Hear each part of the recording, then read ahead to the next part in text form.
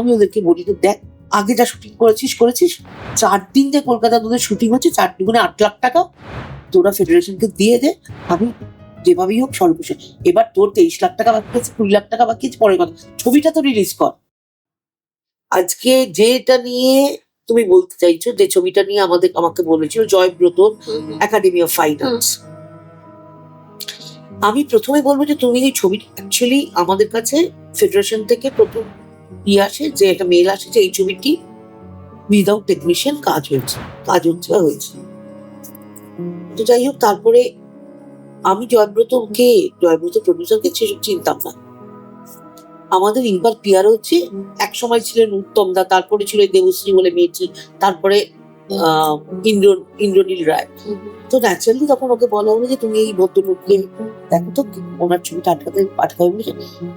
তখন এই academy of fine arts এর সঙ্গে কো প্রডিউসার ছিল হচ্ছে প্রমোদ ফিল্মস, আর ফেডারেশন আটকেছে, মানে ফেডারেশনের কাছে এটা ধরা পড়েছে কেন, এই প্রমোদ ফিল্মস এর কাছ থেকে তখন আগের ছবি বাবদ ফেডারেশন প্রায় আমার ধরো 20-22 লক্ষ টাকা পেত। ওই প্রমোদ ফিল্মস কে ধরার জন্য একাডেমি অফ ফাইন আর্টস কে ধরে ওরা, যেহেতু ওরা কো প্রডিউসার ছিল। তো তখন ওই ইন্দ্রনীল রায় আমার কাছে নিয়ে আসে, তখন ওদেরকে ওরা বলে যে আমরা ইন্ডিভিজুয়াল, যখন তোমার তো প্রমোদ ফিল্মস, ওরা রাতারাতি প্রমোদ ফিল্মস এর নামটা সরিয়ে দেয়। ওরা বলে যে না, এরকম আমরা ওখানে থেকে মানে হেল্প পেয়েছি, এই করেছি সেই করেছি, এরকম বলতে থাকে। তখন আমি ওদেরকে বলি যে অ্যাকচুয়ালি ওদের যে বিটিএস চাই, সেখানে দেখবে ওদের যে হেয়ার ড্রেসার বেনি, মানে খুব কস্টলি। আমাদের ইন্ডাস্ট্রির খুব নাম করা একজন হেয়ার ড্রেসার পার ডে হয়তো বড় জোর 6,000 টাকা নেয়, রিলেটেড থেকে অনেক বেশি 6,000 টাকা নেয়।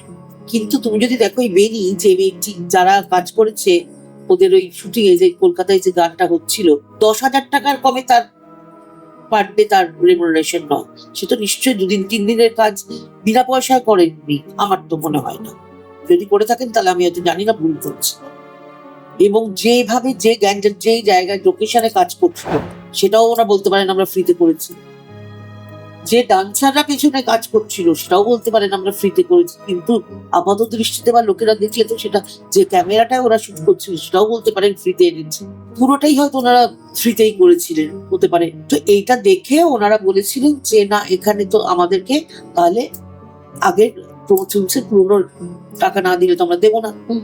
তখন এরা আমার কাছে আসে, তখন আমি ওদেরকে বলি যে দেখ, তোরা তো সেন্সার করিয়েছিস ইয়ের থেকে, বম্বে থেকে, তোরা ওখানে করিয়েছিস, তোরা এক কাজ কর, তোরা এখন কলকাতায় রিলিজ করে বলছিস, আগে যা শুটিং করেছিস 4 দিন যে কলকাতা তোদের শুটিং হচ্ছে 4 দুগুণে 8 লাখ টাকা তোরা ফেডারেশনকে দিয়ে দে, আমি যেভাবেই হোক সর্বশেষ।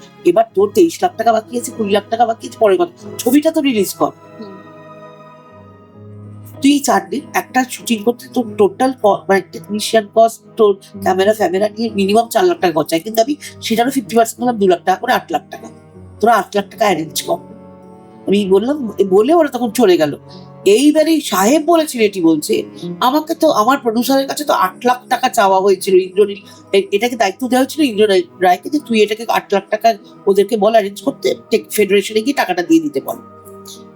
আমাকে তো আমার প্রডিউসারের কাছে 8 লাখ টাকা চেয়েছে, মানে এটা আমি দুর্নীতি করেছি, বুঝতে পেরেছো?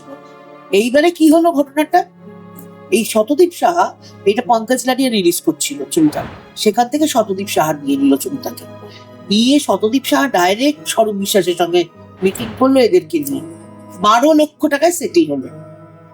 12 লক্ষ টাকা দিতে হবে ছবিটার, তার মধ্যে বোধহয় 8 না 9 লক্ষ টাকা দিয়েছে, এখনো 3 লাখ টাকা দেয়।